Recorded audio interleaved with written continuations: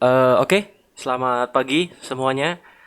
Jadi seperti biasa di video mingguan kita akan membahas list 5 saham yang paling banyak diakumulasi bandar untuk periode 18 sampai 19.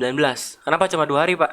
Karena 17 libur, 20 libur, 21 libur. Jadi liburnya banyak banget minggu ini. Minggu ini berarti. Minggu ini liburnya banyak banget. Long weekend panjang. Nah, jadi seperti biasa nanti di akhir akan ada Q&A. Jadi bagi Bapak Ibu yang gak mau ikut Q&A-nya, habis list 5 saham ya tutup aja langsung. Simple.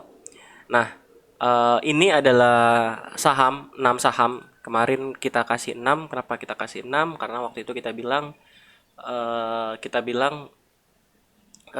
TA-nya bandarmologinya sama-sama bagus. Jadi kita bingung mau eliminasi yang mana. Nah, jadi di list minggu lalu berarti list tanggal 10 sampai 14 Agustus. Listnya adalah ini: Wika, CTRA, BBRI, HMSP, Java, ASI, dan ada ISG.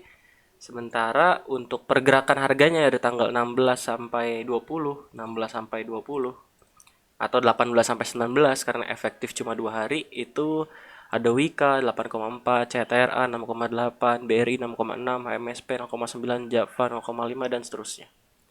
Nah, seperti biasa, kalau di minggu ini sahamnya nggak masuk list akumulasi lagi, itu bukan berarti jelek. Bukan berarti big money-nya udah keluar, bukan berarti bandarnya udah keluar. Bukan berarti big money udah keluar, bukan berarti bandar udah keluar. Bisa jadi 2 hari kemarin 18 sama 19 misalkan Java nggak masuk nih. Oh, ternyata setelah kita lihat bandarmologinya, setelah kita cek broker summary, oh ternyata enggak akumulasi atau small accumulation atau enggak distribusi juga. Ya bandarnya enggak jualan, enggak, akumulasi enggak. Tapi harganya pun cuma gerak 0,5%. Itu kan artinya markdown. Atau mungkin do nothing big playernya.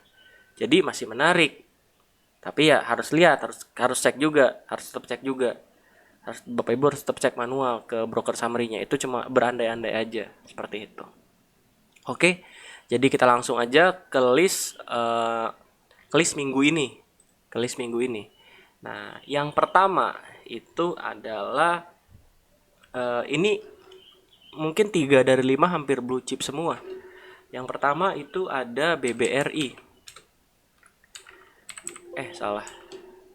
Nope. Nah, ini BBRI untuk bandarmologinya 2 hari 18 sampai 19. Nih saya rubah aja sampai 19. Ah, sama kan. 18 sampai 19 retailnya jualan semua, akumulasinya cukup besar. Asingnya balik lagi.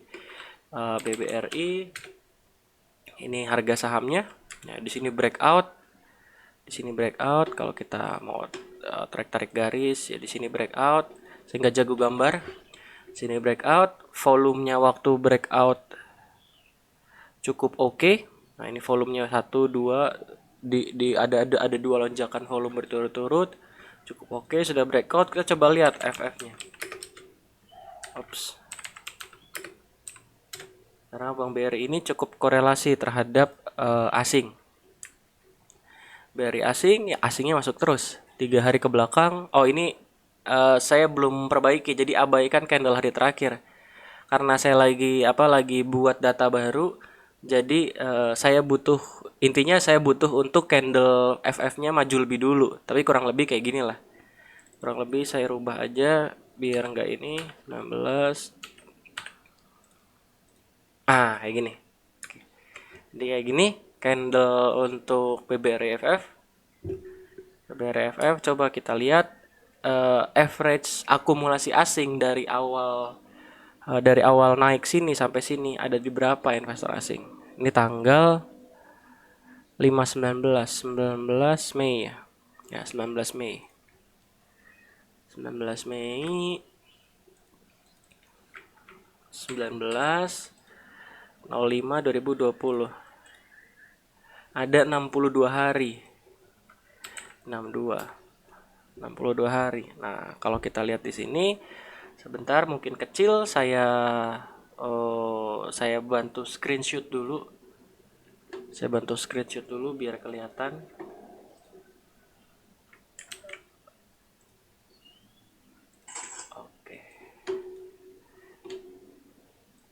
Nah, dari periode ini, dari periode awal sini sampai sini, itu Bank BRI, kita lihat 62 hari terakhir, itu average akumulasi asingnya ada di 3010 dengan total pembelian 5,9 triliun. Total lot yang dibelinya ada atau volumenya ada 19,6 juta, dan investor asing sudah melakukan penjualan atau average penjualannya senilai sebesar 3068, senilai 3,27 triliun. Nah, bagi orang yang udah lama di grup mungkin selalu tahu kalau BRI itu sebelumnya average akumulasi bandarnya itu ada average akumulasi asingnya itu ada di kisaran 2.800. Jadi sering kita bilang kalau deket 2.800, 2.900, 3.000 coba ambil aja. Karena itu dekat average akumulasi asingnya. Dekat average akumulasi asingnya. Coba kita rubah, harusnya nggak berubah jauh. Ya nggak berubah jauh kok. Oke, nah kurang lebih seperti itu ya. Buat Bank BRI. Jadi Bank BRI baik FF, baik Bandarmologi, TA-nya pun menarik. TA-nya pun masih menarik. Oke, BRI. Ya, jadi masih menarik buat Bank BRI. Entah kenapa beberapa emiten bank itu bandarmologinya cukup oke. Nggak semua ya, kecuali BBNI. BBNI ini sepertinya udah mulai distribusi, sepertinya ya. Seperti udah mulai distribusi. Coba kita lihat. Bank BNI ya, udah mulai distribusi. Dan 4 hari terakhir pun candlenya kurang oke, konsolidasi, doji. Jadi ya hati-hati aja buat Bank BNI. Mungkin aman sih nunggu koreksi dulu sih. Sampai mana ya mungkin 4.800-an lagi dapat 48 49. Jadi ditunggu aja buat Bank BNI. Cuma kalau besok ternyata Bank BRI-nya terbang lagi atau saham-saham BNI-nya terbang, ya pasti saham BNI ikutan terbang, ikutan jalan. Cuma biasanya closingnya ya kayak gini, ditarik lagi ke open, tarik lagi ke open. Seperti itu. Oke, itu yang pertama saham Bank BRI. Yang kedua itu adalah saham Pakuwon. Nah, saham ini udah lama. Ini saham favorit beberapa orang di grup. Saham favorit beberapa orang di grup. Di sini ternyata setelah pullback, setelah kena kena resisten di sini pullback turun, ternyata dia kuat lagi naik dan bisa closing di atas 406. Closing bisa di atas 406, jadi dia sudah masuk area baru lagi. Jadi TA itu simple aja seperti itu. Dia udah bisa masuk area baru lagi. Resistennya di berapa ya? 43 430 434 lah. 43 kurang kisaran 432 434. Nah, coba kita lihat Pakuwon bandarmologinya gimana. Pakuwon hampir semua retailnya jualan, bandarnya akumulasi. Tuh, akumulasi juga sedikit pihak banyak pihak. Cukup oke Pakuwon. Jadi Pakuwon udah mulai menarik lagi. Mulai menarik lagi. Mungkin ada orang yang tanya, "Pak, kenapa Pakuwon di 370 nggak menarik? Kenapa di 380 nggak menarik?" Karena ya saya sih memegang prinsip lebih baik terlambat tapi yakin daripada spekulasi di bawah. Saya sebenarnya mau coba spekulasi pawon waktu itu, masang di 360-an. Saya udah pasang tuh. Cuma nggak cuma nggak dapet. Malah 370 sampai 370 doang koreksinya. Saya pikir bisa sampai 360. Jadi ya udah saya ketinggalan. Itu. Ini Pakuwon. Yang ketiga, ini adalah saham Wika. Saham Wika ini Mas di list minggu kemarin ada kalau saya nggak salah. Saham Wika di list minggu kemarin ada. Udah naik 8,4%. Wika 8,4%. Kalau lihat kita akumulasi distribusinya masih akumulasi. YPPD-nya jualan, retailnya jualan, masih akumulasi. Cuma memang ini udah pas di resisten nih, jadi agak berhati-hati. Coba risk rewardnya diukur lagi.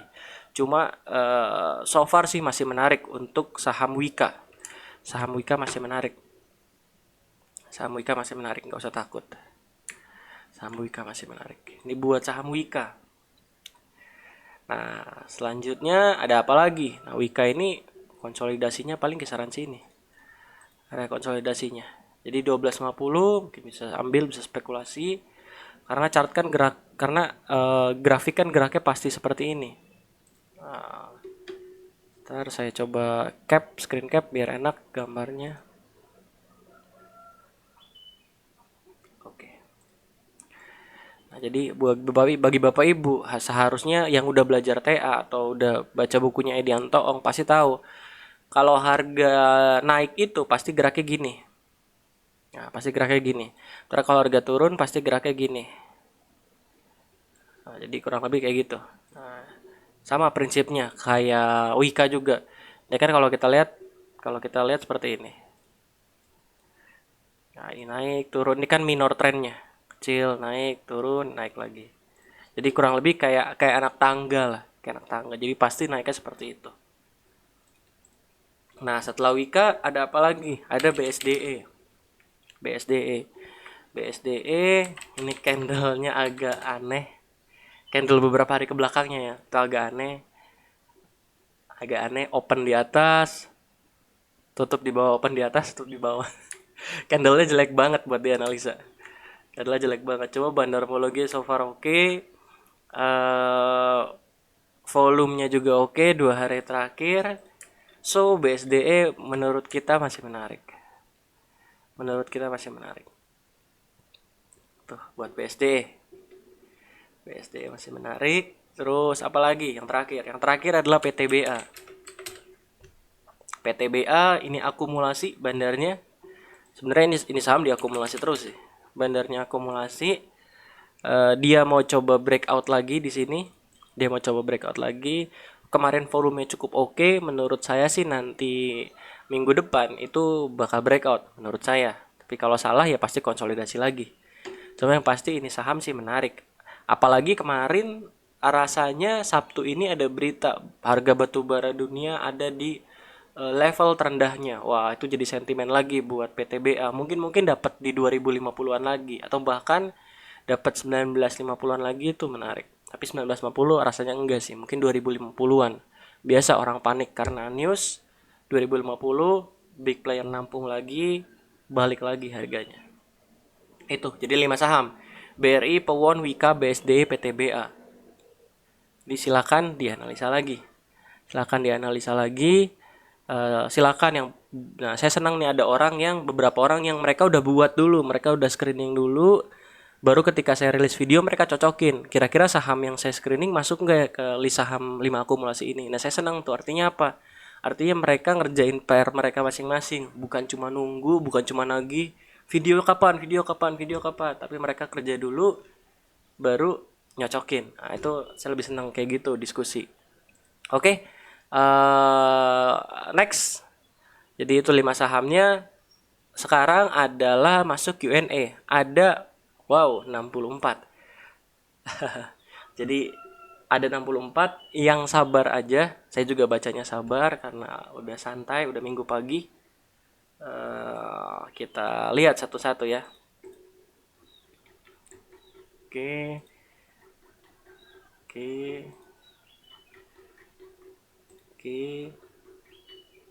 Oke. Nah, ini pertanyaan pertama dari Pak Atma Jaya Terry. Cara dapetin bagger dari stok bandarmologi itu bisa nggak? Caranya gimana? Jadi cara kita dapat saham bagger dari bandarmologi itu kita nggak bisa tahu dari awal. Kita harus ngikutin day by day, hari demi hari status bandarmologinya seperti apa, chartnya seperti apa. Jadi kita harus ngikutin day by day. Jadi trend following jatuhnya. Nanti begitu udah naik ratusan persen baru kita bilang, oh ini saham bagger. Ya sebenarnya sama kayak analis-analis lain atau mentor-mentor di grup saham lain, itu pun pasti akan bilang saham ini bagger ketika udah naik. Saham ini bagger INKP, ya udah naik berapa ratus persen, atau saham ini bagger udah naik berapa ratus persen. Jadi buat dapat saham bagger dari sudut pandang bandarmologi itu agak susah. Agak susah karena yang harus ikutin day by day. Nah, terus caranya gimana Pak kalau mau dapetin saham bagger di luar ilmu bandarmologi? Caranya adalah cari sebenarnya ada 2 cara. Yang pertama, Bapak Ibu harus cari perusahaan yang punya value di masa depan atau value investing. Jadi cari misalkan contoh misalkan MBSS. Palokeng Hong kan masuk di sana. Mungkin Palokeng Hong lihat sesuatu yang belum dilihat analis sekuritas, yang belum dilihat kita. Nah, itu salah satu contoh buat cari saham beggar. Jadi masuk duluan sebelum pasar masuk, sebelum retail masuk. Itu cara pertama. Cara kedua, mau dapat beggar stock itu adalah beli saham komoditas. Kenapa? Karena saham komoditas itu geraknya geraknya itu sangat dipengaruhi oleh harga komoditasnya. Contohnya maksudnya seperti apa, Franz? Seperti ini.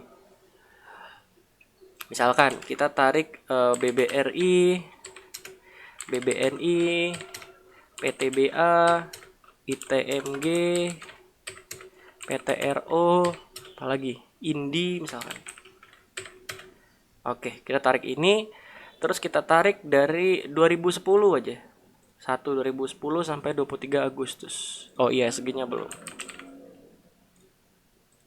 Oke. Nah, kalau kita lihat 10 tahun terakhir, jadi kalau kalau ini kita cuma beli sahamnya sekali, terus nggak dijual-jual lagi dari awal tahun 2010 sampai kemarin 19 Agustus, itu mostly rata-rata 3 dari 4 saham komoditas PTBA, Indi, ITMG itu masih rugi. Bahkan ITMG rugi 74%. 74%. Jadi kalau ada yang ngajarin beli saham komoditas atau beli saham ya komoditas batu bara, CPO, emas segala macem dengan metode udah beli aja sekali terus tutup merem buka lagi 10 tahun, 10 tahun rugi. Kenapa rugi? Kenapa rugi? Ya karena pada periode tersebut harga batu bara dunia turun terus. Nah, coba kita bandingin sama ini. Ini kita lihat banking leading ya, BRI 365, BNI 167 dan seterusnya. Nah, sekarang coba kita tarik dari 2016 atau 16 deh, 2016 1 sampai 2018 aja, 2 tahun. Cukup 2 tahun aja. 16, 17, 18, 3 tahun. 3 tahun kita lihat, kita tarik.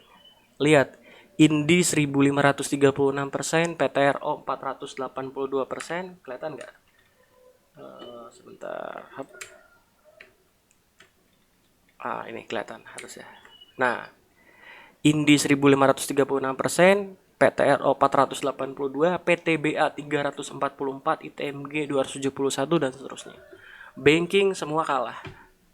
Kenapa? Karena pada periode ini habis krisis komoditas 2015 dan batu baranya naik rally lagi ke kisaran 100 kalau nggak salah, 100 USD. Nah, dalam waktu berapa tahun? 3 tahun. 3 tahun. Nah, ini yang saya bilang tadi. Kalau mau cari beggar itu beli saham komoditas, tapi timingnya harus pas. Timingnya kalau mau nabung ya tentu pas harga batu baranya turun terus kita nabung terus saham batu bara. Kalau mau nabung, tapi kalau mau one hit ya yakinlah kalau ini bottomnya batu bara atau sudah cukup bottomnya batu bara, beli diemin. Mungkin 3 tahun 4 tahun atau mungkin 1 tahun 2 tahun pun bisa dapat ratusan persen dari saham batu bara. Cuma kalau timingnya betul. Kalau timingnya salah ya akan konsolidasi atau bahkan turun terus. Seperti itu. Nah, ini cuma cuma insight sedikit aja. Cuma sekedar sharing sedikit aja. Di kayak gitu. Jadi kalau ada yang bilang investasi beli aja sekali terus tinggal merem, terus disuruh beli apa? Disuruh beli PTBA, ITMG, Antam karena perusahaan BUMN tambang terbesar. 10 tahun belum untung tuh. Bahkan ITMG tadi rugi 70 sekian persen. Nah, jadi hati-hati ya Bapak Ibu. Hati-hati. Nah, oke. Selanjutnya, Pak Franz ingin bertanya, jika pembelajaran bandarmologi tanpa disertai teknikal atau fundamental akan jadi seperti apa kekurangannya? Nah, ini yang paling sering ditanyakan, terutama bagi orang-orang yang baru kenal ilmu bandarmologi, mungkin dari CTS, mungkin dari forum Stockbit, atau mungkin dari manapun.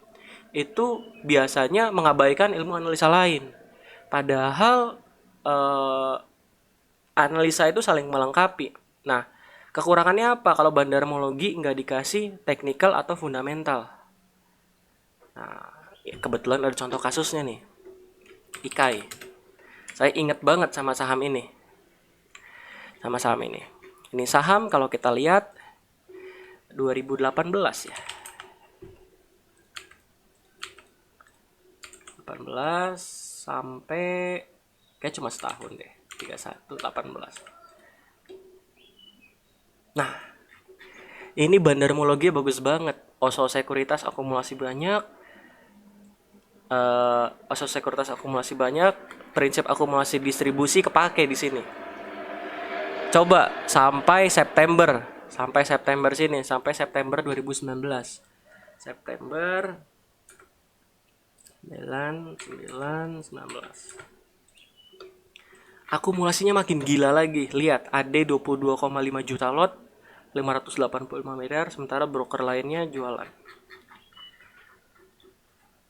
Nah, di sini kalau kita cuma berpegang sama ilmu bandarmologi, kalau kita berpegang sama ilmu bandarmologi, pasti waktu harganya breakdown di sini. Nah, waktu harganya breakdown di sini atau turun di sini, pasti kita nggak akan jual. Kenapa? Karena masih akumulasi itu adanya. Padahal secara TA udah bilang, ini udah breakdown loh, ini udah mulai downtrend loh, hati-hati loh. Cuma karena kita terlalu pede sama ilmu bandarmologi, kita tutup mata, tutup telinga. Enggak kok, bandarmologinya masih bagus. Tapi akhirnya ya lihat sendiri seperti ini. Itu satu.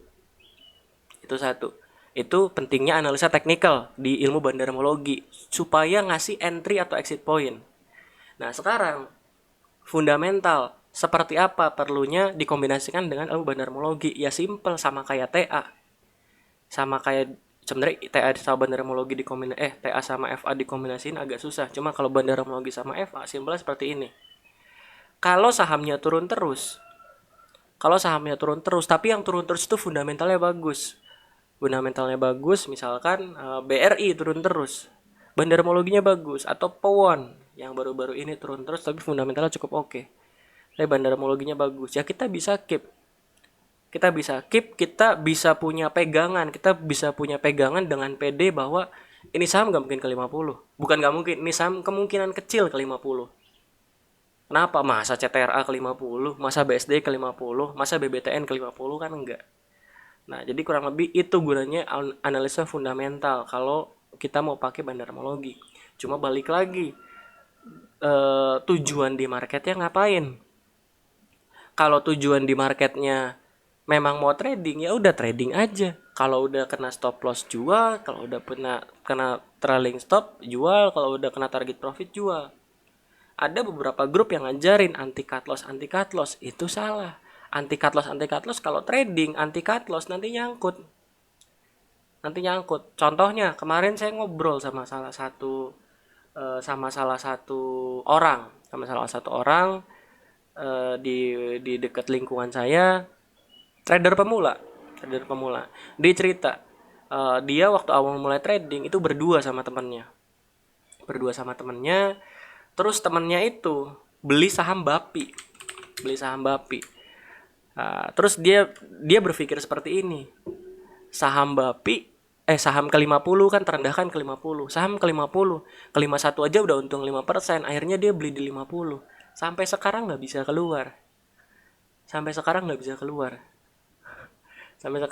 keluar.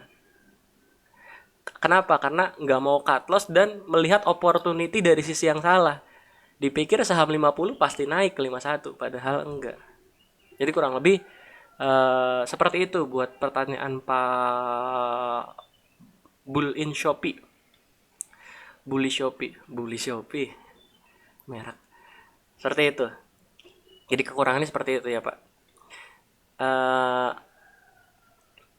Bagaimana menurut analisa Bapak tentang stock split Sido? Apakah mempunyai potensi yang bagus ke depannya? Selama perusahaannya fundamentalnya bagus, itu stock split saham itu harus jadi opportunity. Kenapa? Mungkin kita sering dengar orang tua kita atau mungkin ada teman kita nyimpen saham dari tahun 90 atau dari tahun 2000, sekarang jadi berlipat-lipat uangnya, jadi berlipat-lipat untungannya. Itu kenapa? Itu karena stock split rata-rata. Karena ketika harga stock split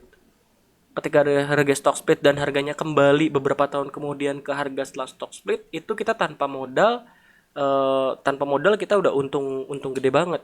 Maksudnya tanpa modal tambahan kita udah untung gede banget. Kenapa?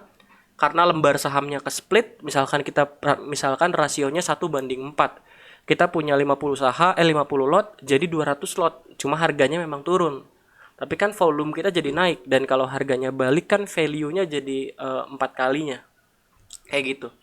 Jadi selama perusahaannya bagus, fundamentalnya bagus, itu no problem stock split. Itu malah malah opportunity buat investor.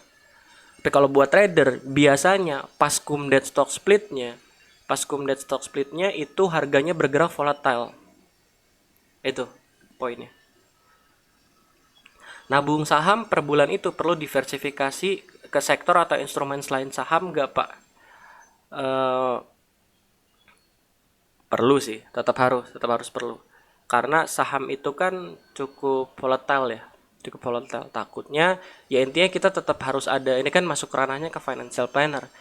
Kita tetap ada namanya dana daruratnya. Dan daruratnya kita tetap ada harus asuransi. Asuransi itu penting loh. Jadi kalau Bapak Ibu membangun aset, hal pertama yang harus Bapak Ibu punya itu asuransi. Tapi asuransinya harus dengan agen yang benar, karena prakteknya memang banyak agen yang cuma kejar closing, preminya digedein, padahal manfaatnya kita nggak butuh. Jadi kalau Bapak Ibu yang mau buka asuransi, pastikan manfaat yang ada di polis itu sesuai dengan apa yang Bapak Ibu butuhkan. Seperti itu. Contohnya gimana, Pak Fran? Contohnya seperti ini. Contohnya, saya sekarang masih muda. Saya belum berkeluarga. Tapi saya udah punya asuransi. Waktu buat asuransi, saya bilang sama agennya, Pak, saya cuma mau kartu rumah sakit. Saya nggak mau sakit kritis. Saya nggak mau uang pertanggungan. Uang pertanggungan itu uang warisan. Kenapa? Karena sakit kritis saya rasa saya belum perlu.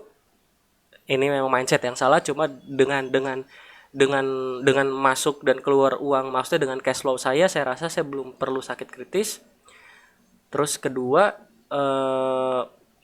uang warisan saya nggak butuh. Kenapa? Karena saya nggak ada tanggungan, saya nggak ada keluarga. Jadi kalau kasarnya saya nggak ada pun ya udah gitu, nggak ada orang yang akan kesusahan cari duit, nggak ada.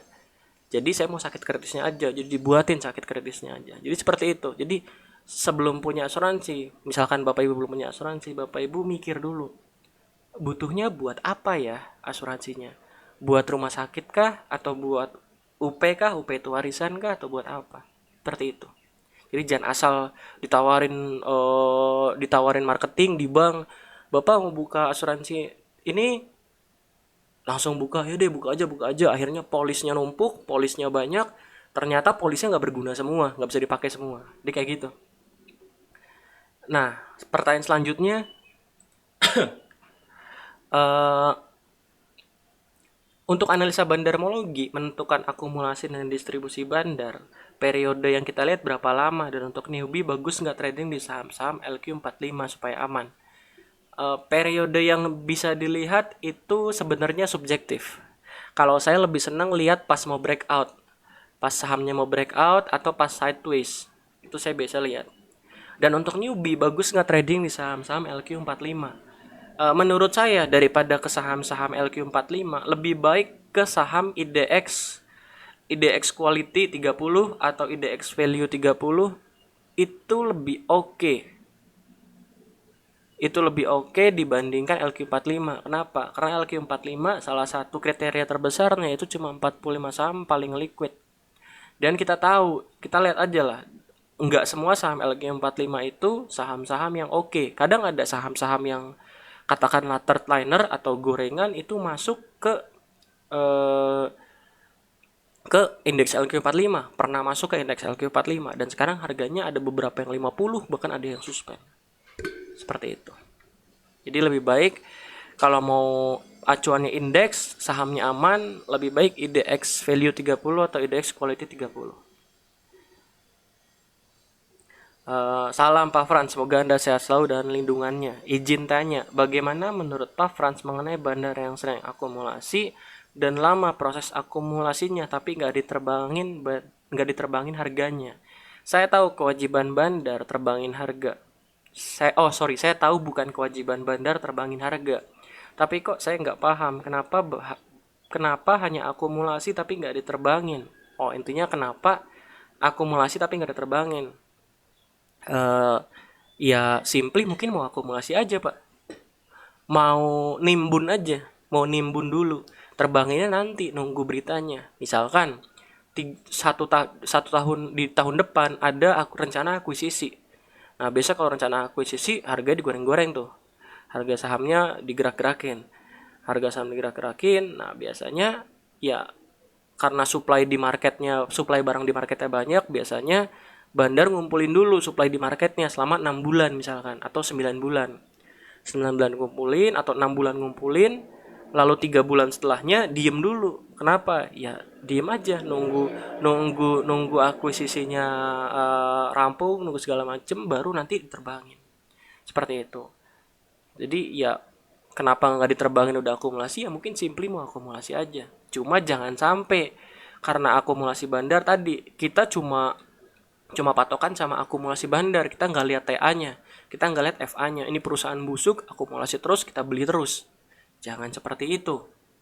Tetap lihat juga, kalau mau pegang lama, lihat juga FA-nya seperti apa, ini perusahaan apa, perusahaannya oke nggak.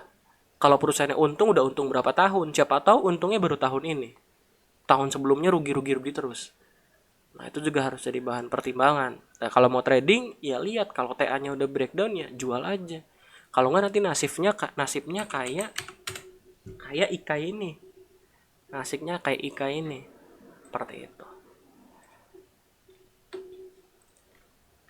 Mending menggunakan MA atau EMA. Saya kebetulan nggak pakai keduanya, Pak. Cuma saya pernah nyoba, itu lebih enakan pakai EMA, Exponential Moving Average.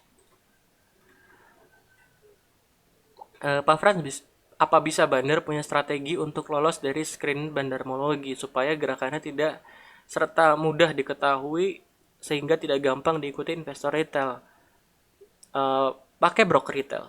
Itu agak susah kita trackingnya. Pakai broker retail. Pakai broker retail dan pakai beberapa broker itu agak susah. Apakah MLIA saham repo? MLIA kalau dari volumenya sih kemungkinan iya ya. Lihat volumenya dijaga banget, volumenya dijaga banget, jadi hati-hati. Bukan hati-hati sih ya. Ini kemungkinan besar sih saham repo. Kemungkinan besar, baru potensi. Apakah MAPI sedang akumulasi? Kita lihat aja. Nah, kalau Bapak Ibu nanya, Pak Fran, saham MAPI lagi akumulasi ya? Saya sering tuh dapat DM, Pak Fran, saham ini lagi akumulasi ya? Saham ini lagi akumulasi ya? Ini saya ajarin. Cara gampangnya tinggal buka broker summary, terus masukin periodenya. MAPI lagi akumulasi. Yes, iya lagi akumulasi minggu kemarin. Terus selama bulan Agustus gimana? Tinggal tarik. Masih akumulasi juga. Jadi gitu cara ngeliat akumulasi distribusi. Pertama dari pihaknya. Jadi kalau buyernya sedikit, sellernya banyak, itu akumulasi. Kebalikannya, kalau sellernya sedikit, buyernya banyak, itu distribusi. Itu yang pertama, lihat dari itu. Kedua, lihat dari volume. Lihat dari net volumenya. Nanti saya coba rilis lagi video bandar detektornya, ditunggu aja. Ketutup. Berapa? Ini banyak pertanyaan nih. Berapa return trading Pak Frans dalam setahun untuk bahan motivasi saya? Nggak sampai 20%, tergantung market sih. Tergantung market. Tahun ini mungkin bulan Juli, kalau saya nggak salah Juli atau Juni, itu saya loss mungkin hampir 20%, 15-20%. Karena kejebak di satu saham. Coba tebak sahamnya apa? Sahamnya adalah saham ini. Saham ini. Nah, saya kena di sini kalau nggak salah. Saya kena di sini. Saya kena di sini. Oh, saya kena di sini. Saya kena di sini. Saya kena di sini, cut loss. Tapi ya it's okay. Sekarang udah keganti, udah kebalik. Nah, ini saya ada masukan nih buat Bapak Ibu. Buat Bapak Ibu yang selalu banding-bandingin return trading dirinya dengan orang lain. Saran saya dikasih tahu sama mentor saya. Ini cara supaya return portofolio investasi kita itu tumbuh dengan baik. Jadi tumbuh dan bisa bertahan ya. Jadi di samping return yang besar setiap tahun, hal yang paling penting adalah bisa survive nggak, bisa bertahan nggak Jangan-jangan untung 50% per tahun setahun doang. Tahun seterusnya rugi-rugi-rugi terus. Nah, ini saya ada satu masukan dari mentor saya yang cukup oke. Dia bilang seperti ini. Dalam hidup kita itu harus punya milestone katanya. Sama seperti trading, kita pun harus punya milestone. Jadi hal pertama kalau mau trading, yang harus kita lampaui itu IHSG. Return IHSG, itu pertama. Yang harus kita lampaui return IHSG. Yang kedua yang harus kita lampaui itu apa? Kalau misalkan IHSG secara 3 tahun berturut-turut kita udah lampauin. Nextnya apa, Pak? Nextnya, Bapak Ibu cari reksadana yang aset under manajemennya cukup besar, atau medium, aset AUM-nya medium, terus cari produknya yang sudah survive belasan tahun, yang return tahunannya di atas IHSG. Nah, target keduanya adalah melampaui reksadana tersebut. Udah dua ini aja. Nanti seiring waktu akan upgrade terus. Nah, nanti di bulan September kita akan ada event namanya how to make your own mutual fund. Jadi cara buat reksadana kita sendiri. Nanti saya kasih pencatatannya, saya kasih jurnalnya, saya kasih tips money manajemennya, saya kasih list sahamnya mana aja yang bisa. Nanti pun akan ada portofolio real yang akan saya share beneran dari nol. Jadi dari nol kita mulai sama-sama, saya tunjukin saya beli apa aja, saya nggak akan jual, itu sebagai eksperimen kita bersama lah. Nanti bulan September tanggalnya belum tahu, cuma ditunggu aja. Dan itu kelasnya sistemnya donasi, jadi bagi bapak ibu yang mau ikut harus donasinya ke siapa? Nah, bapak ibu kalau punya target donasi, misalkan Pak Frans tempat ini perlu dibantu, misalkan panti ini perlu dibantu, bilang aja via DM, nanti kita pertimbangkan seperti itu. Oke, itu pertanyaan tentang return trading ya. Nah, ini ada pertanyaan lagi.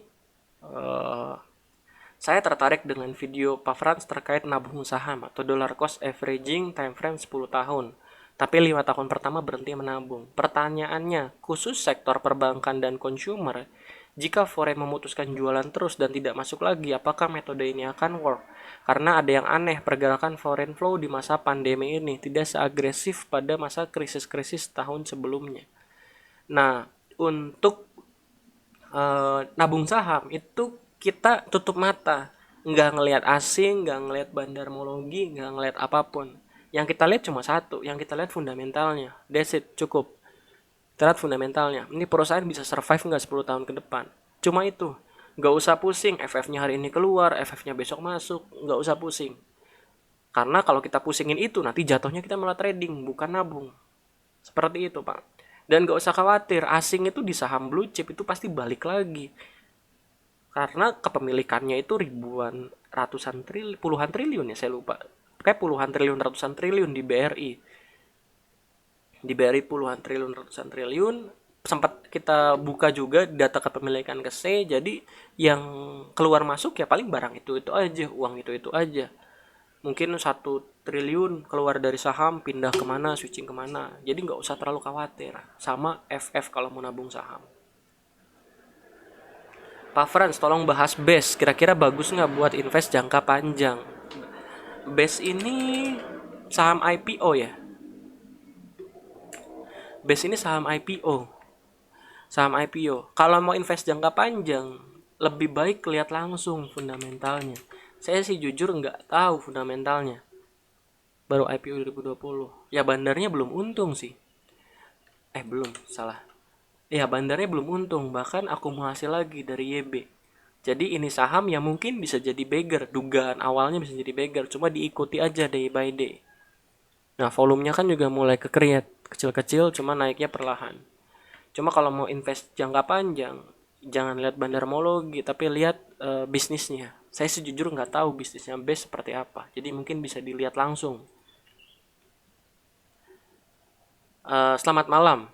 Apa benar dalam melakukan analisa teknikal Bapak menggunakan aplikasi MetaTrader? Saya tertarik dengan fitur analisa bandarmologinya. Yang saya pakai itu Metastock, Pak, bukan MetaTrader. MetaTrader itu buat forex, buat trading future biasanya pakai MetaTrader, saya pakai Metastock beda. Pak Frans tolong cek PTPW. PTPW ini saham IPO ya. Ini Pak Charles nih. Waduh, ngeri juga. PTPW ini perusahaan apa ya? PTPW belum untung sih IPO-nya. PTPW.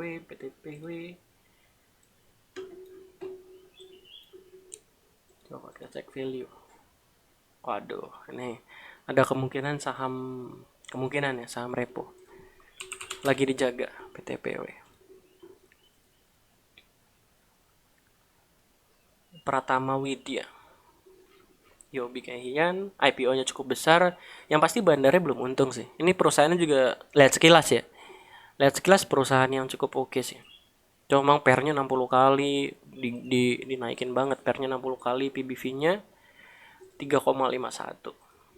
PTPW. Saya nggak tahu PTPW ini perusahaan apa, Pratama Widya. Mungkin bagi Bapak Ibu yang tahu boleh komen. Cuma dari Bandara Mologi IPO sih belum distribusi, belum jualan benernya. Mohon dibagikan cara menentukan entry point dari pengalaman Pak Frans. Entry point selalu pakai ini. Contoh, kemarin di Java. Jadi entry point itu biasanya lihatnya risk and reward. Risk and reward. Jadi misalkan nih di sini kemarin risknya si Java. Risknya si Java, rewardnya sampai mana? Rewardnya sampai sini. Misalkan anggaplah sampai sini. Jadi kan risknya lebih kecil. Kalau kita loss sekitar 40 poin, 30-40 poin. Tapi kalau kita untung bisa berapa tuh? Sekitar 100 poin, 120-150 poin. Nah ini kan risk rewardnya bagus. Terus entry-nya gimana ya? Entry-nya disesuaikan. Kalau bandara mologinya kurang oke, biasanya tunggu di sini kalau turun lagi. Tapi kalau bandara mologinya oke 5 hari ini, ya kadang berani masuk di sini dengan resiko segini. Gitu. Itu pertama. Atau cara kedua adalah nunggu pullback setelah breakout. Jadi setelah breakout jangan langsung beli, tunggu pullback dulu. Nah, itu biasanya kayak gitu juga metodenya.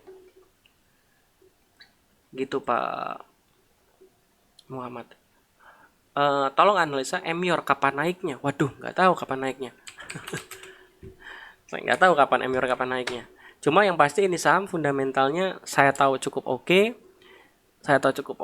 Dan ini rasanya tipe-tipe saham kayak Sido yang agak susah buat trading.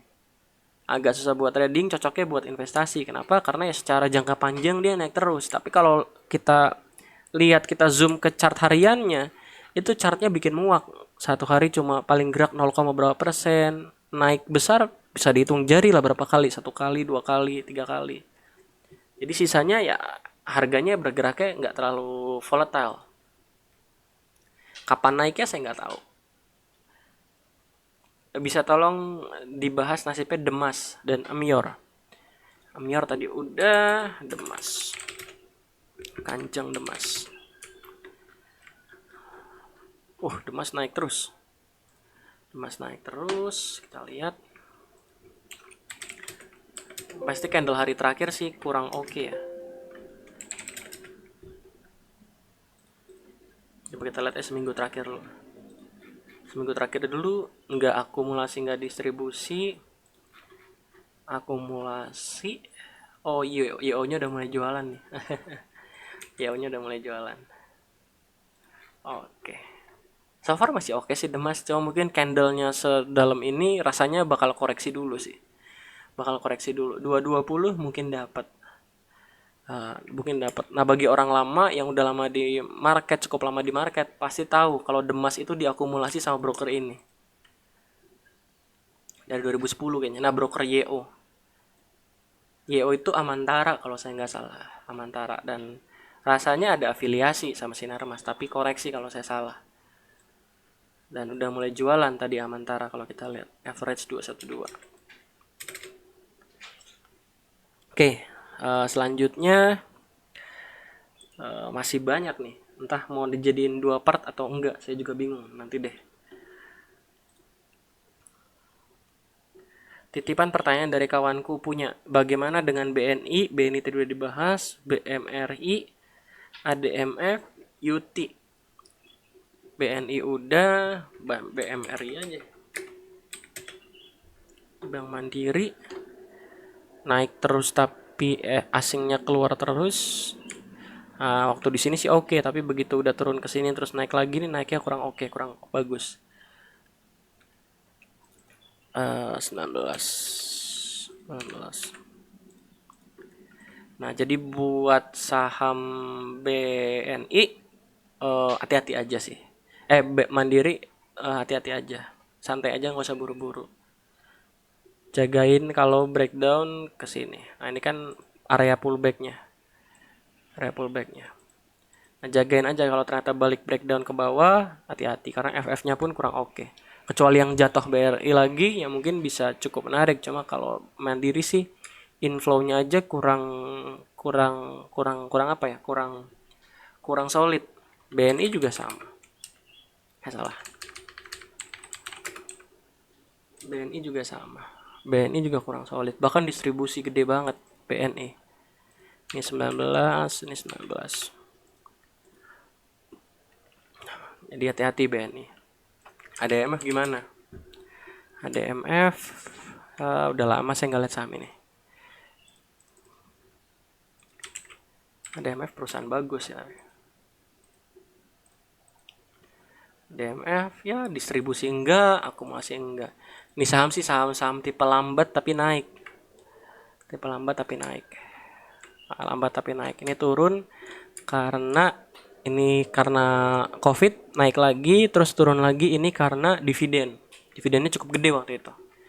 Tapi ya so far wah geraknya ngeri juga. Geraknya ngeri juga nih saham. Ya batasi aja Pak resikonya. Maunya seperti apa? Goalnya seperti apa? Kalau mau trading ya tetap pasang stop lossnya. Kalau mau invest ya analisa fundamentalnya, analisa prospeknya. Saya simple aja sih kayak gitu. Nah, kayak sekarang ditanya Yuti gimana? Ya kalau trading waktu masuk rencananya gimana? Mau cut loss di berapa? Jangan cuma mau untungnya aja, tahu beli Yuti disuruh orang terus nanti bisa ke 30.000. Nah, terus kalau nggak ke 30.000 gimana? Mau berhenti di mana? Karena tugas kita sebagai trader kan bereaksi. Kalau ternyata kenyataannya nggak sesuai sama harapan atau rencana.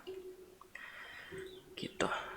Malam mau tanya tentang Saratoga sebagai perusahaan investasi, apakah dia mengharapkan profit dari capital gain atau dividend share? Ada perusahaan yang sejenis seperti di bursa saat ini? Ada, cuma saya lupa namanya apa. Saratoga itu perusahaan investasi, iya perusahaan investasi. Terus dia makannya dari mana? Pertama dari capital gain, cuma biasanya mereka itu nggak jual di publik. Maksudnya jarang jual di market reguler di pasar. Biasanya mereka akan cari pemain yang lebih besar. Mereka akan cari perusahaan investasi yang lain. Jadi dijualnya sesama perusahaan investasi. Jadi bukan seperti narasi-narasi yang Saratoga beli nanti retail yang jadi korban, enggak. Uang besar makan korbannya uang besar lagi. Uang besar makan korbannya uang besar lagi sesuai size-nya. Jadi biasanya mereka jual saham, misalkan mereka Saratoga misalkan invest di Aneka Gas. Nanti ketika Aneka Gas udah naik harga sahamnya, itu dia bisa jual lagi kemana? Ke perusahaan investasi atau private equity lain. Bisa private equity foreign atau lokal. Tergantung siapa yang mau ambil. Biasanya sih foreign kalau mau yang ambil barang-barang buangan PI lokal. Kurang lebih kayak gitu. Apakah dividen share juga dapat untung? Ya dapat lah tentu. Malam Pak Fran, ini malam Pak Fran, waktu lalu ikut analisanya Pak Fran untuk SCMA. Saya belum dapat keluar, sudah dicek, sudah diajak nyelam, bagaimana sebaiknya? Nah, ini yang selalu saya bilang. Sebelum masuk saham, rekomendasi siapapun itu, bahkan rekomendasi saya, silakan entry exit point-nya ditentukan. Jangan ikut-ikutan beli terus ternyata karena lihat rekomendasi kemarin Wika naik, BRI naik, INKP naik puluhan persen, apalagi Antam ikutan naik, terus begiran beli SCMA mikir oh tenang nanti kayak Antam, kayak BRI, kayak Wika naik bisa di atas 5%. Ternyata SCMA nggak naik. Kalau saya sih udah antisipasi kalau misalkan saya beli. Saya antisipasinya apa? Saya antisipasinya ya cut loss. Nah, sekarang Bapak antisipasinya apa? Kan yang bisa take action Bapak sendiri, bukan saya. Bapak sendiri, bukan saya. Dan di note setiap saham yang saya broadcast itu nggak saya beli, nggak selalu saya beli, nggak selalu saya beli, gitu. Jadi gitu Pak Harsono. Jadi sebelum beli saham pikir lagi. Kalau misalkan nggak sesuai analisa Pak Frans atau analisa Pak siapa, Bu siapa, saya harus cut loss di mana? Nah, itu yang perlu dipikirin. Jadi jangan cuma lihat rekomendasi sebelumnya untung terus berharap ini juga pasti untung deh, beli nggak usah cut loss. Tahunya diajak nyelam. Gitu. Nah, selanjutnya udah 51 menit tapi pertanyaan masih banyak. Nanti mungkin minggu depan kita sorting pertanyaannya biar nggak terlalu lama. Malam Pak Frans, bisa bantu analisa saham Cepin. Forennya banyak banget tapi nggak gerak-gerak harganya. Cepin kalau nggak salah masih menarik sih. Ini forennya masuk banyak. Sebentar, ini chartnya harus diupdate 19 aja. Cepin candle terakhir sih kurang oke. Coba kita lihat bandarmologinya ya.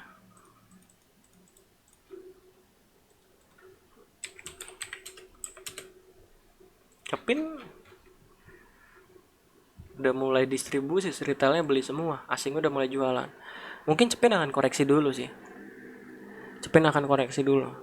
Cuma biasanya kalau saham-saham yang diakumulasi naik tinggi terus mulai distribusi, itu jangan ditinggal, dalam artian tetap jadiin watchlist. Tapi yang pasti kan ini indikasinya udah nggak bagus nih cara analisanya. Ini indikasi udah nggak bagus. Terus selanjutnya apa? Tunggu aja. Mungkin tunggu di 5.900 6.000 dapat. Dari situ spekulasi beli lagi. Kalau ternyata salah, ya pasang resikonya di mana? Misalkan di sini resikonya. Gitu. Itu buat Cepin. Memang bandarmologinya FF-nya cukup oke, cuma FF pun terakhir udah mulai outflow. Bandarmologi udah mulai distribusi seminggu 2 minggu terakhir, seminggu terakhir juga mulai distribusi, tapi bukan retail yang makan, jadi ya tunggu aja. Mungkin bisa dapat di 6 ribuan sih harusnya. Sabar aja buat Cepin. Selesai. Pak Frans, ada nggak saham BUMN yang pernah parkir di 50? Ada, PPRO. Kalau ada, kira-kira ada nggak cerita khusus kenapa bisa kejadian seperti itu? Ada, pernah saya bahas di video beberapa minggu yang lalu rasanya. Silahkan dicari aja. Ketik aja PPRO di channel saya, nanti nemu videonya. Pak Frans, tolong solusinya. Punya saham Waskita 795, saham Telkom 370. Apa bisa selamat atau enggak? Selamat atau enggak ya bisa aja sih kalau selamat atau enggak sih. Oh bisa kok, bisa selamat, tenang. Waskita kalau nggak salah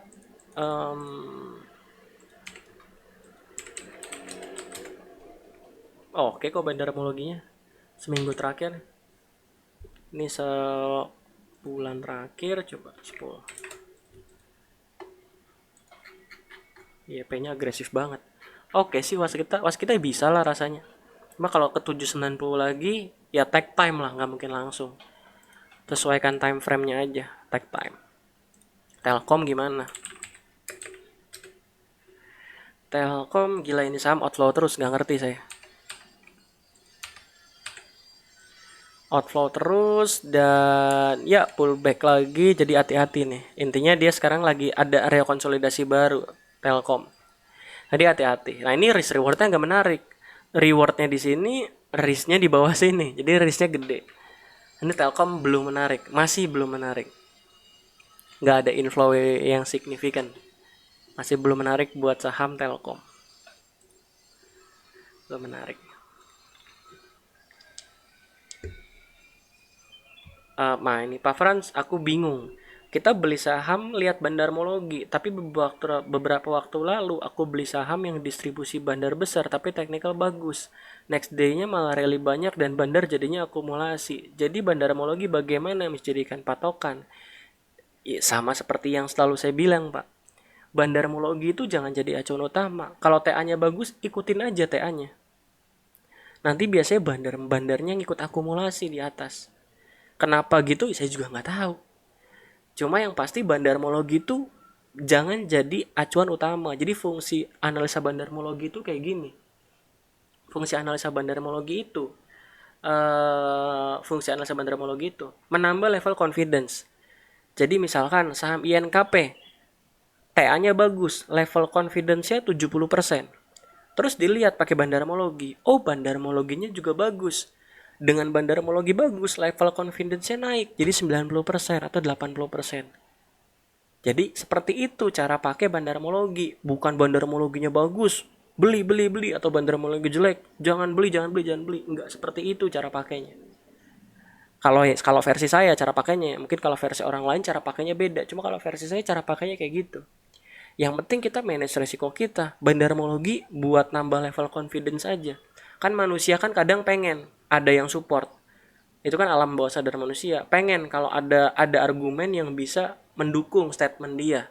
Ada ada bukti atau ada hal yang bisa mendukung statement dia. Manusia kan senang seperti itu. Nah, bandarmologi adalah salah satu toolsnya untuk memenuhi kebutuhan manusia tersebut, menambah level confidence, percaya diri. Seperti itu. Masih banyak ya? Oh, sedikit lagi. Semangat. 1 jam 20 lah. Sebentar saya minum dulu.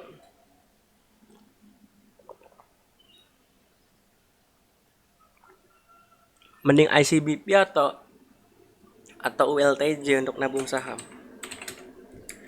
Ada stock split nggak ya? Coba ya. Kita coba aja deh.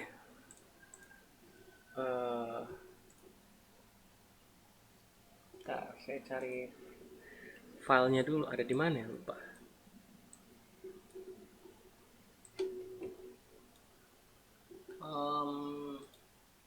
Nabung stop. ILTJ ICBP. Nah, kita lihat dari statistik ya. Jadi kita nggak lihat dari fundamental. Kita bakal lihat dari statistik.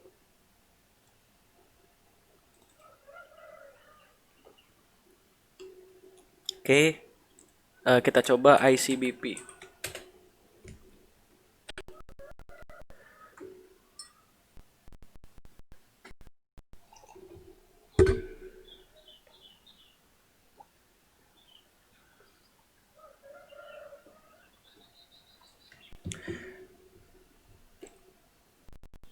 Masih loading.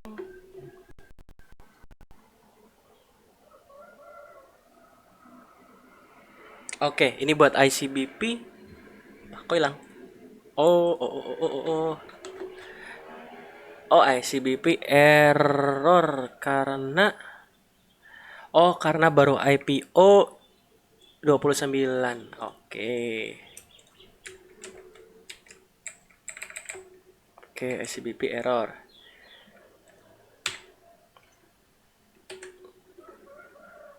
Nah, ini ICBP. Kalau kita nabung dari 2010, cuma dia kan baru IPO 2010 akhir. Ini ICBP. Ini kalau kita nabung stop 5 tahun stop, masih untung 162%. Gimana kalau kita nabung terus? Oh, sorry, ini salah. Oh iya, kita nabung stop bener. Kita nabung stop sampai 2014 lah. Nabung stop sampai 2014. Kita lihat hasilnya gimana. Ya, masih untung. Kalau kita nabung terus sampai akhir, gimana? Kalau kita nabung terus sampai akhir, oke, ini kosong. Nah, kalau kita nabung terus sampai akhir, kita juga masih untung 88%. Itu buat ICBP. Nah, sekarang gimana buat ULTJ? Tadi ULTJ salah. ULTJ IPO tahun berapa ya? LTJ sejam. Nah, ini makan waktu, makan proses.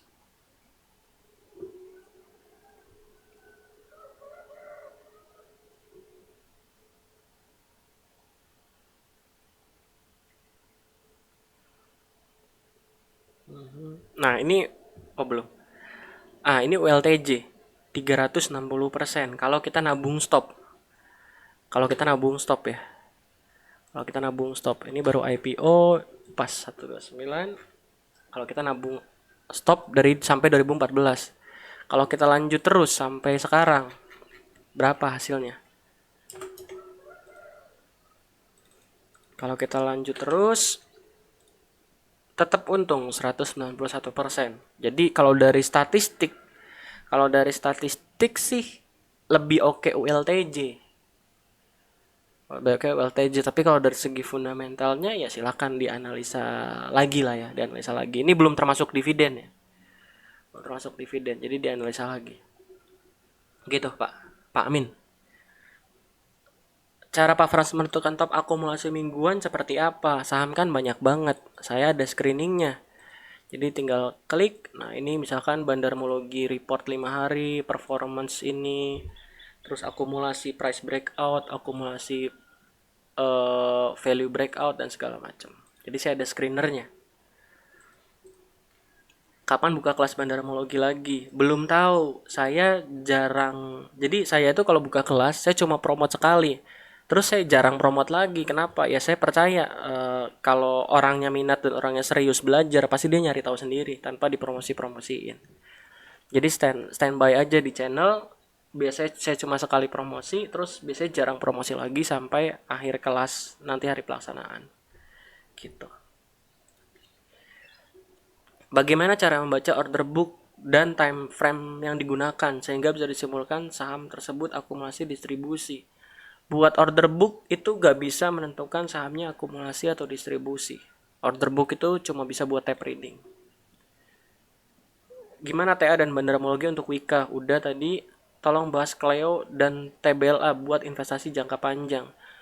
Buat investasi jangka panjang saya no comment. Kenapa? Karena saya rasa saya kurang kompeten kalau buat bahas investasi jangka panjang, ini layak jangka panjang segala macam. Cuma tipsnya dari saya cuma satu. Kira-kira produknya akan terus ada nggak 10 tahun ke depan? Atau bisnisnya akan terus dibutuhkan nggak 10 tahun ke depan? Terus kalau keganggu krisis kayak gini, bisnisnya masih bisa survive nggak? Itu sih paling poin-poinnya. 2008 meski ISG crash asingnya masuk terus dan tak lama ISG recovery cepat. Tapi 2020 asingnya jualan terus. Jadi apa ISG bisa recover cepat 2008 atau gimana pandangannya? Ya kalau dari ISG recover, ya rasanya ISG dikit lagi udah recover. ISG dikit lagi udah recover, tinggal nambah 800 poin lagi udah 6.000. Udah 6.000. Gitu sih. Jadi saya agak bingung apa cepat recover atau enggak. Saya jujur nggak punya data asing 2008. Data asingnya cuma sampai 2010 atau 2009. Jadi saya nggak bisa lihat. Saya nggak bisa lihat. Cuma kalau dari kecepatan recover, rasanya balik ke level. Coba kita lihat aja ISG. ISG data komposit. Nah, ntar saya matiin dulu ininya biar enak. Oke. Mantuman 2008. Nah, bahkan recovery-nya di 5 bulan pertama kayaknya lebih cepetan 2020 daripada 2008 keluar terus kok. 2008 keluar kok, nggak masuk. Ya ini sih. 2008 bulan apa nih? Oh, 98. Nah, 2008 nih masuk. Keluar, keluar. Enggak kok, asingnya mix juga kok, naik turun. Iya, asingnya naik turun juga. Sesuai. Cuma memang kalau yang 2018 ini emang agak ini FF-nya overlay-nya ke bawah. Artinya asingnya jualan terus. Pandangannya gimana? Ya ikutin aja, bereaksi aja kita. Kalau ternyata turun ya tinggal pasang stop loss. Nggak usah nebak-nebak apakah akan turun cepat atau naik cepat. trading aja. Bandarmologi saham yang mau di delisting gimana? Nggak ada ciri-cirinya. Biasanya saham-saham yang mau delisting atau saham-saham yang mau ke 50 atau mau saham-saham yang mau bermasalah perusahaannya, biasanya deket 50 harganya nari-nari. Contohnya ini. Deket 50 nari-nari. Terus ini. Nari-nari. Nah, nanti yang mau nari-nari menurut saya ini. Nah, ini pasti mau nari-nari nih. Mungkin ke 70, nanti ujung-ujungnya ke 50 ini saham. Ujung-ujungnya ke 50 ini saham. Jadi biasanya saham-saham yang mau ke 50 itu deket-deket 50 tuh biasanya nari dulu. Nari dulu tapi ujung-ujungnya ke 50.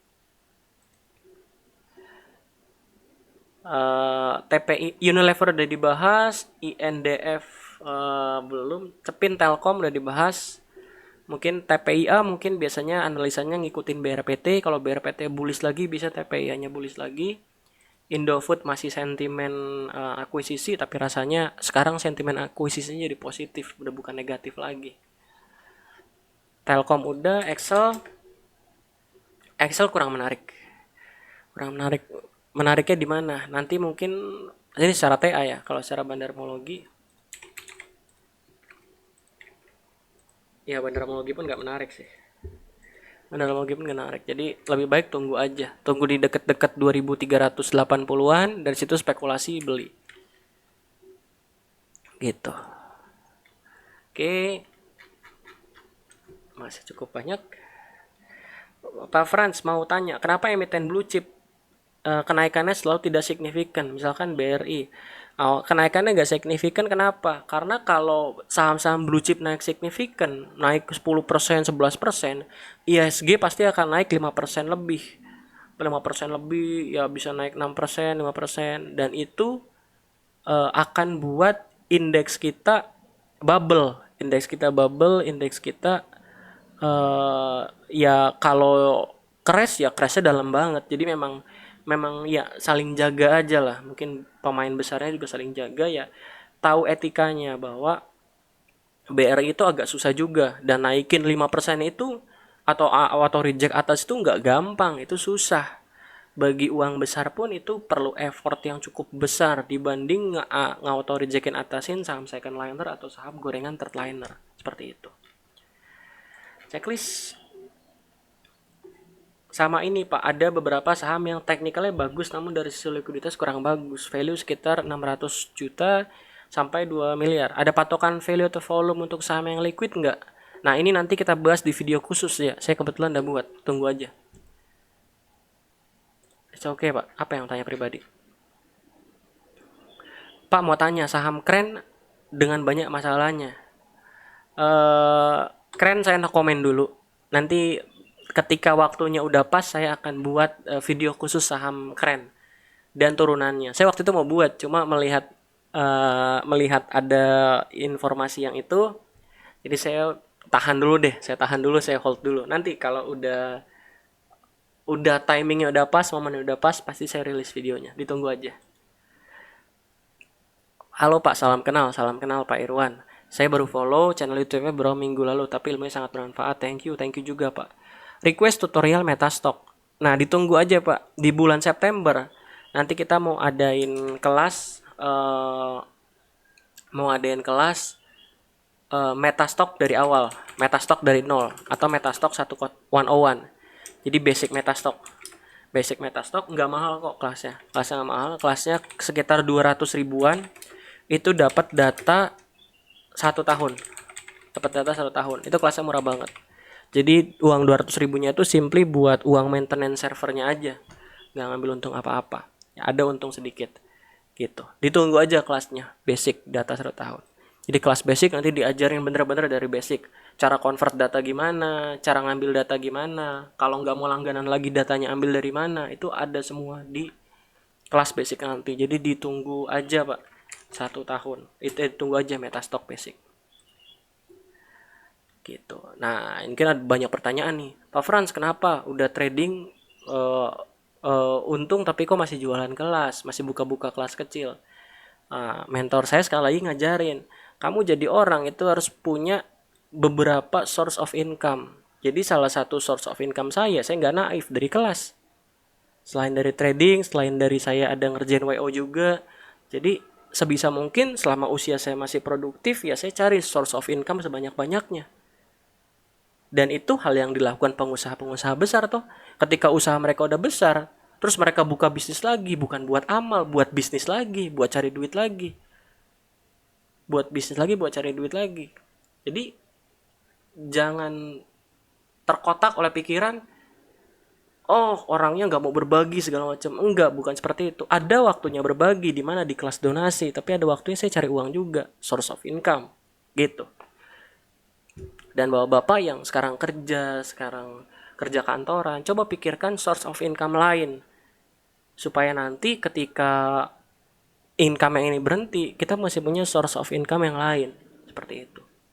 Gitu sih dari saya. Next, Pak Frans mohon PTBA. Udah. Pak Frans mau tanya, cuma mau ucapin terima kasih untuk ilmu bandarmologi dan sehat terus. Amin, sehat juga buat Bapak.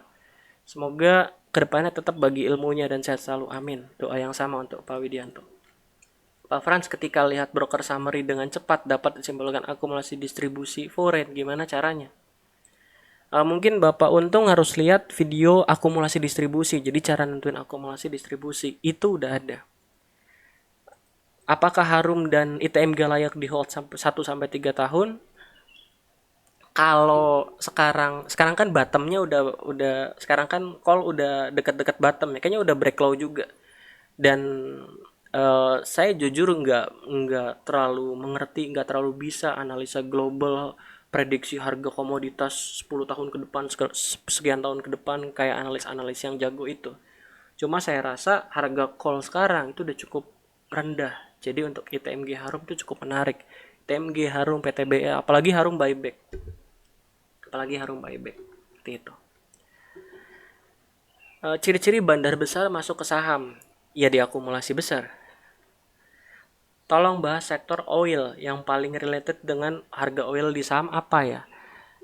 Yang paling related bisa tonton ini, Pak. Sebentar, saya coba cari dulu videonya.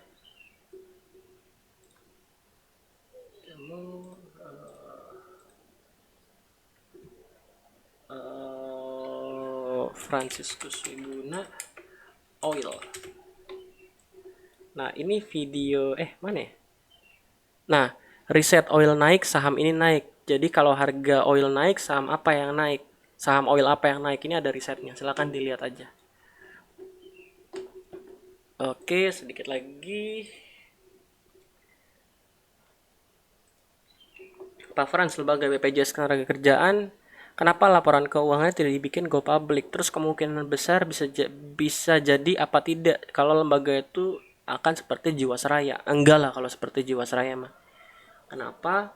Simply BPJS defisit itu memang karena pengeluarannya lebih besar daripada pemasukannya sih. Kenapa? Ya karena ini kan tujuannya kan memang buat subsidi, memang buat bantu masyarakat. Kemarin kayak udah dibahas deh di grup. Kayaknya kemarin hari Sabtu aktif banget bahas tentang BPJS. Jadi silakan bergabung aja ke grup. Ketik kata kunci BPJS tuh dibahas semua di sana. Cuma apa seperti akan Jiwasraya? Enggak lah menurut saya. Ini beda konteksnya. Yang satu himpun dana janjiin fixed return, yang satunya memang lembaga asuransi yang memang tugasnya untuk menjamin kesehatan masyarakat. Gitu. Beda lah.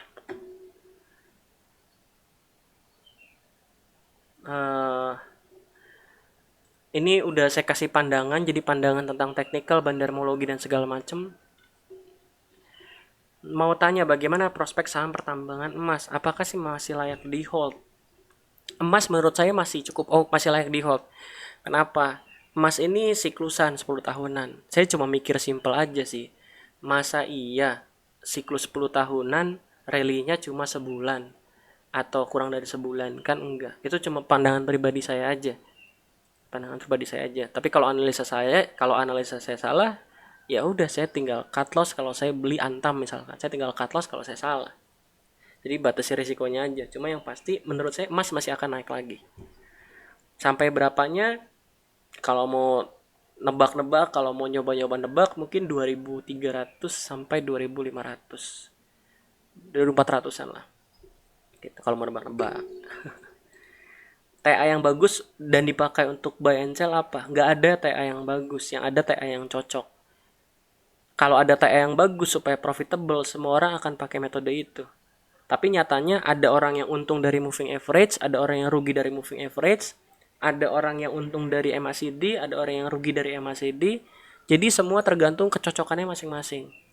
Untuk cari tahu kecocokannya gimana? Ya dicoba. Pakai MACD kekurangannya apa nih? Oh ternyata MACD kadang sinyalnya telat. Atau moving average kadang false breakout. Saya nggak bisa kayak gini. Ya udah cari indikator lain. Kayak gitu. Bisa tidak ngitung akumulasi bandar dari broker summary tapi bukan yang net? Nggak bisa, harus net. Pak Frans, bagaimana prospek saham telekomunikasi minggu ke depannya? Tolong dibahas. Ini sih intinya saham Telkom ISAT naik nggak minggu depan? ISAT udah resisten sih. Kalau Telkom tadi udah ya, Telkom tadi udah, jadi nggak akan saya bahas. Untuk ISAT akumulasi sih seminggu terakhir, jadi rasanya oke. Akumulasi, jadi ISAT menarik, Telkom enggak. Telkom masih kurang. Boleh back to fitur iPod, mau nanya apakah running trade pada iPod bisa disetting seperti Mirai yang bisa diset berdasarkan volume change price-nya. Saya nggak tahu fitur Mirai yang gimana. Cuma fitur running trade iPod itu sorry. Cuma bisa diganti kolomnya. Oh bisa di nggak ada filternya nih? Ada filternya.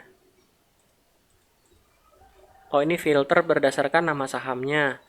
Kalau ini mau apa kolomnya? Cuma kalau filter volume tertentu rasanya nggak bisa sih. Cuma kalau mau kolomnya ada apa aja bisa. Saham food gimana? Saham food gimana? Nggak bisa keluar dari emiten ini. Food, waduh. Ini saham naiknya aja kayak gini, Bu. Atau Pak, ini saham naik aja kayak gini. Ini saham IPO turun, ini sahamnya naiknya kayak gini. Lihat aja candle seperti ini. Ya tunggu aja, keluarnya gimana ya tunggu aja sampai ada candle putih lagi. Kapan yang nggak tahu. Cuma pola pergerakan harga sahamnya gitu. Cara screening saham akumulasi distribusi bandar berdasarkan broker summary. Ada caranya, ada toolsnya.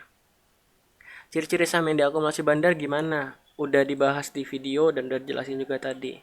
BDM PTBA udah. Golden Cross MA itu jadi sinyal valid nggak kalau saham naik? Teorinya iya, cuma pada prakteknya nggak selalu. Ya kalau pasti Golden Cross pasti naik, semua orang pakai itu. Pak Frans mau tanya, mengapa Pak Frans sering menyebutkan saat saya di tempat sebelah, waktu ngajar di sebelah, dan lain-lain. Saya perhatikan 5 video lebih. Kalau boleh tahu, apakah hubungannya Pak Frans dengan CTS? Masih baik-baik saja? Masih baik-baik saja. Dan memang saya sebelumnya di sana. Gitu. Dan udah. Bingung juga. Gitu. Udah, pertanyaan udah semua. Oh ya, pesan saya buat pertanyaan terakhir. Kita sebagai netizen itu nggak usah pusing-pusing lah urusan orang lain. Maksudnya ini ada apa nih? Kenapa nggak bareng lagi? Kenapa gini? Kenapa gini? Kenapa gini? Fokus aja sama ilmunya. Toh nggak akan buat bapak ibu untung juga kalau tahu kenapa misalkan saya udah nggak sama CTS atau kenapa kayak gini, kenapa gini kayak gini. Nggak ada untungnya juga. Jadi terkadang ada beberapa netizen itu yang meributkan hal yang tidak penting, yang tidak berpengaruh terhadap pengetahuan trading mereka. Gitu sih pesan saya. Oke, mungkin dari saya cukup. Mungkin untuk next video selanjutnya, next video akumulasi mingguan, mungkin pertanyaannya akan di short ya, supaya durasinya nggak kelamaan. Karena ini 1 jam 20 menit. Kering juga tenggorokannya. Kering juga tenggorokannya. Oke, jadi semoga bermanfaat. Sampai jumpa di video selanjutnya. Thank you.